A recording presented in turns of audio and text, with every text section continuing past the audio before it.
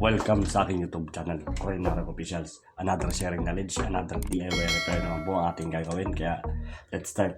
Meron na akong i-share sa inyo.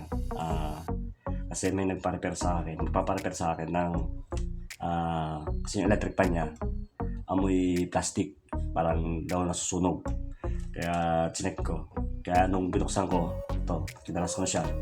Napansin ko, eto, mga sunog na yung itong cover na to. Ibig sabihin ito yung nangangamoy, sunog na.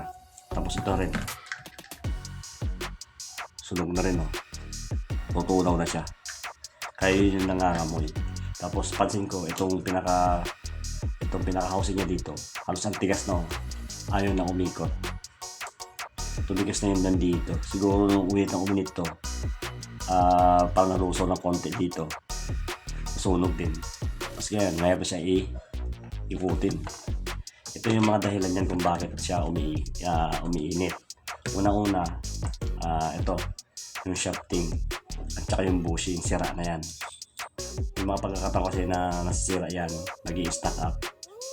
Kaya umiinit yung motor. Nagkakaroon ng kaskas dito, tapos nag-i-stack up. Kaya yun, masisira talaga, iinit talaga yung motor ng electric pan. Tapos yung pangalawang dahilan, yung capacitor. Pag mahina na siya, may value kasi yan, 1.5 UF. Yan. Pag mahina na yung ikot ng electric pan nyo, yung pag-ikot niya, ito yung problema, capacitor. Tapos may posibilidad na rin na iinit na yung motor ng electric pan nyo.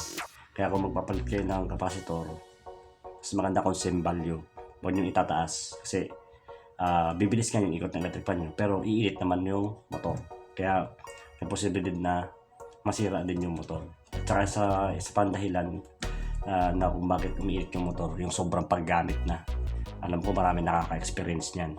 Yung hindi nyo pinagpapahinga yung electric pan, yun yung isa sa mga dahilan din kung bakit umiinit yung motor ng electric pan. Yung sobrang paggamit.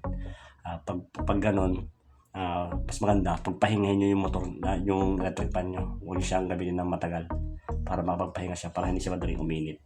Kasi pag uminit yan, matik yan, masisira, masusunog na yung motor.